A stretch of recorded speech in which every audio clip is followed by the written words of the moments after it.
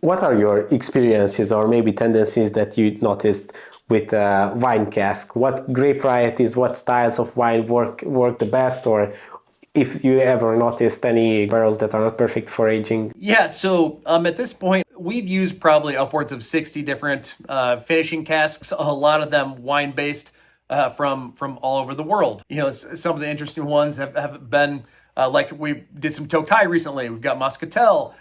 We have a lot of our own grape varieties right now, like one that's not going to be very prominent globally, but is in the state of Iowa, is the Marquette grape variety. We're doing some really good single malt and ex-Marquette barrels, which I recommend studying if you're into that type of thing. So grape varieties in general, it's tough to dive in too deep to each one of them. I can tell you some of the casks that have put out the best single malt for us, and one of them that is becoming a very quick staple and that we've used in pretty much all of our special release quintessentials is Amontillado Sherry Butts. We've got a really good broker over in Spain who is sending us some Amontillado Sherry Butts, and they're just incredible. They have kind of given us a patented or a trademarked flavor profile that we can blend into these fun special releases, and a lot of that can be attributed to the Amontillado style. Now, why that in particular is putting out better single malt for our distillate than say Oloroso or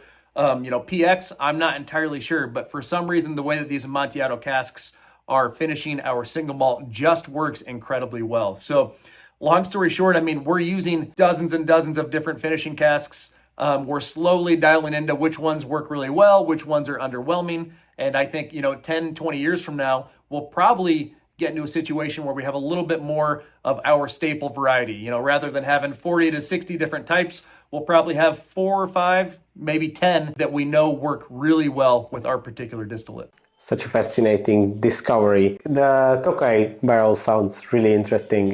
Is it a Tokai Yasu barrel? One of the frustrating things about using barrel brokers throughout the global market is that a lot of the times they can give you some detail, but they can't give you too much because they'll have things like NDAs and things like that in place.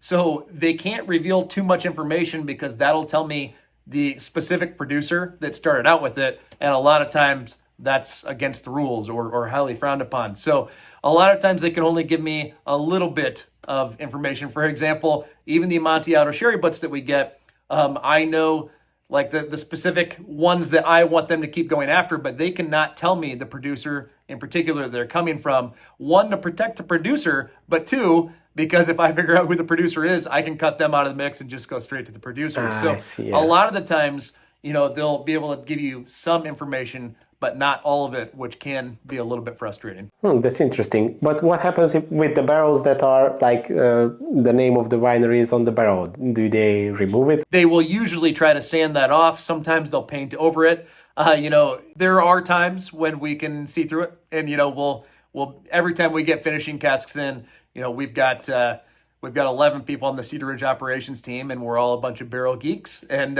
when we bring the barrels in, a lot of times we will try to do some investigative work to see where they actually came from. So sometimes we can figure it out without the broker telling us.